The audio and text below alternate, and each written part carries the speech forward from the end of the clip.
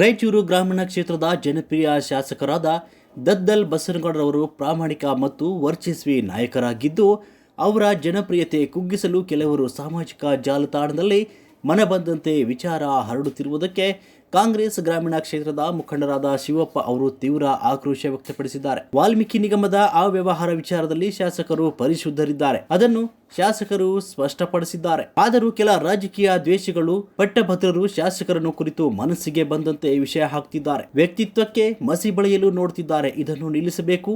ಕಾಂಗ್ರೆಸ್ ಪಕ್ಷದ ಕಾರ್ಯಕರ್ತರು ಶಾಸಕ ಪರ ವಿಚಾರ ತಿಳಿಸಲು ಸಾಮಾಜಿಕ ಜಾಲತಾಣಗಳ ವೇದಿಕೆ ಬಳಸಿಕೊಳ್ಳಲು ಕೋರಿದ್ದಾರೆ. ಶಾಸಕರ ವಿರುದ್ಧ ವೃತ್ತ ಆರೋಪ ಮಾಡುವುದಕ್ಕಿಂತ ದಾಖಲೆ ಪುರಾವೆಗಳಿದ್ರೆ ತನಿಖಾ ಸಂಸ್ಥೆಗೆ ಕೊಡಲು ಸಲಹೆ ಕೊಟ್ಟಿದ್ದಾರೆ.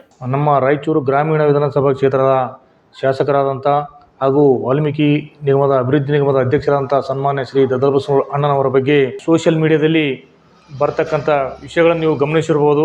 ವಾಲ್ಮೀಕಿ ಅಭಿವೃದ್ಧಿ ನಿಗಮದ ಅವ್ಯವಹಾರದಲ್ಲಿ ತೊಡಗಿದ್ದಾರೆ, ಅವರಿಗೆ SIT ಅವರು ನೋಟಿಸ್ ನೀಡಿದ್ದಾರೆ, ಮುಂತಾದ ವಿಷಯ ಕೆಟ್ಟ ವಿಷಯಗಳನ್ನು ಸೋಷಿಯಲ್ ಮೀಡಿಯಾದಲ್ಲಿ ಹಾಕ್ತಾ ಇದ್ದಾರೆ.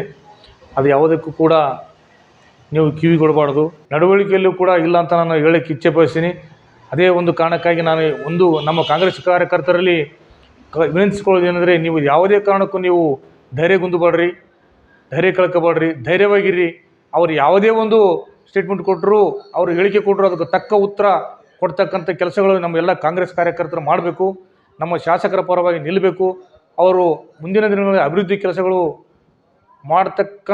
ಕೆಲಸಗಳಿಗೆ ನಾವು ಬೆನ್ನೆಲುಬಾಗಿ ನಿಂತುಕೊಂಡು ಅವರಿಗೆ ಸಹಕಾರ ಮಾಡಬೇಕು. ಅವರು ಧೈರ್ಯವನ್ನು ತುಂಬುವಂಥ ಕೆಲಸಗಳನ್ನು ನಾವು ಮಾಡಬೇಕು ಅಂತ ಹೇಳಿಕೊಳ್ತಾ, ನಮ್ಮ ಶಾಸಕರು ಯಾವತ್ತೂ ಅಭಿವೃದ್ಧಿ ಪರವಾಗಿ, ನಿಜವಾದ ನಂಬಿಕೆಯ ಪರವಾಗಿ, ಅವರೊಬ್ಬ ಪ್ರಾಮಾಣಿಕ ವ್ಯಕ್ತಿಯೆಂದು ಹೇಳಿಕೊಳ್ಳಿಕ್ಕೆ ನಾನು ಇಚ್ಛೆ ಪಡ್ತೀನಿ.